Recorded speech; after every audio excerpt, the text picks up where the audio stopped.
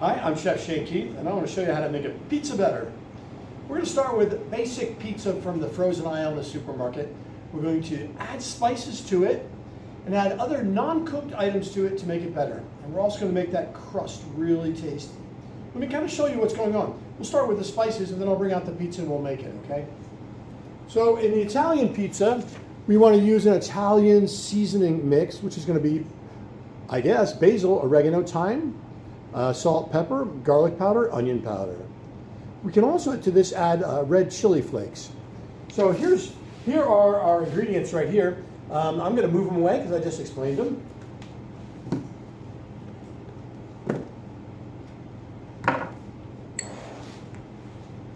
Okay, and that leaves us with red chili flakes, sugar, and salt. So I would take a pizza,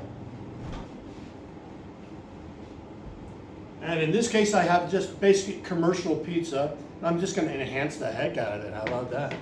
So I'm going to start with my spices. In this case I've already pre-mixed my spices, and I'm trying to find my pre-mixed spices wherever the heck they went. Here we go. So these are all the spices I talked about. I want to sprinkle them evenly on the pizza, and liberally, if I might say. And don't forget to get the edge of the crust. Now I'm going to take a look at it and make sure it's even. There it is. Okay, nice and even. Okay, next I would add some chili flakes because I want it a little spicy. Notice I'm not putting them directly on. I'm putting them in my palm of my hand. I'm going to evenly spice those, sprinkle them around. Now, considering this is a non-cooked enhancement, we could use like a Parmesan cheese. In this case, I would not shake it directly on. I would put it in the palm of my hand. But in this case, I could also use a dried Parmesan cheese, and I'm going to grate it on the bigger side.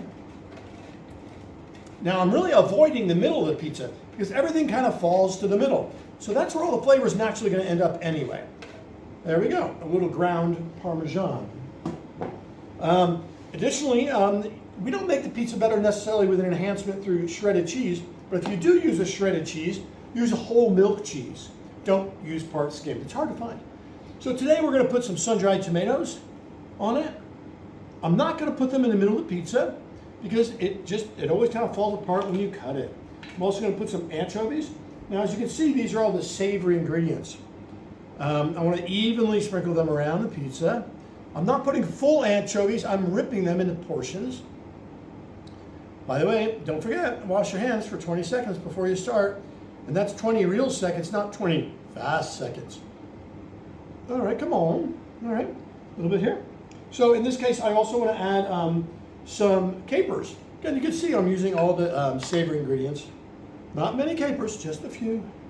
Now we could go completely opposite on this. We could go pineapple, Canadian bacon, peaches, really anything. But in this case, I just want to make it, enhance it, make it a little more big on the flavor. As you can see back here, I've got some olive oil. I'm going to move my sun-dried tomatoes away. Back here, I've got some honey. I could also put some garlic on it. This is, prepared garlic. I could fry it and put it on the pizza. That would be really great. We're not cooking anything. Additionally, I've got some sliced tomatoes. Now, since these aren't cooked, I'm going to go ahead and just put these on just for demonstration purposes right there. But one thing that you can do is I've got a nice whole tomatoes here, and I'm going to kind of just tear them a little bit, not put them in little chunks. Now, there's a lot of water involved in these, so you have to be rather careful. By the way, brand does count when it comes to plum tomatoes. It really does make a difference here. Additionally, I can add some hot sauce, but I'm not really making a hot Mexican pizza, so I'm going to hold off on the hot sauce. I am left with some mushrooms, which I could saute. So a bell pepper I could saute, but that's not the goal of this kind of dish. I've got some arugula, also called rocket. I'm going to put that on at the end. Got some black olives. I'm just going to put them on here for demonstration purposes, not too many.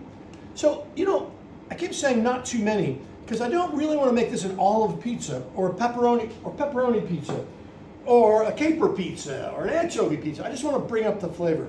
So in terms of bringing up the flavor, I've got a couple more things I can really do. All right, what I can really do is use my pastry brush and olive oil and coat the crust with olive oil. Now I'm going to go right over the cheese It takes a surprising amount of olive oil to do this. Don't use regular oil, use olive oil only. It's got the better flavor. Now, in order to not trash my oven, in the oven, I have a layer of foil to catch anything. Now, why do I say anything? Well, because when I say anything, I'm going to coat the sides with honey around. Now, honey will drip, and it also gets really hot. So today I'm just going to substitute sugar. Taking it, I'm going to make sure to sugar the crust. Now, that's just going to make this crust amazing. Well, sweet, obviously, but really tasty. And to contrast that sugar, I'm going to take a small amount of salt, way less than sugar, just a teeny bit. So, lastly, I'm going to take some pepperoni. Again, it's not a pepperoni pizza, so I'm just going to put these pepperonis around the edge, partially on the crust. These are as much for decorative as for anything. Now, I keep saying this is not, a pepperoni pizza. This is not a anchovy pizza. I don't really want those flavors to shine. What I really want to shine are the spices that I put on. However, I'm going to enhance it up. I can add these additional things. I'm leaning them against my crust, keeping the middle really empty. And I am single filing these, ladies and gentlemen. Hey, look at that. Kind of came out perfect here.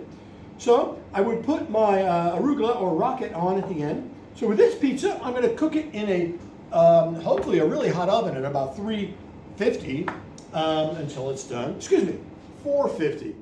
I'm going to cover my cutting board because here comes the finished pizza right here. I think, yeah, there it is.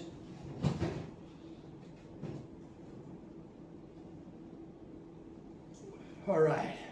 So here's what it looks like after baking in the oven. I've got the pepperoni around the crust.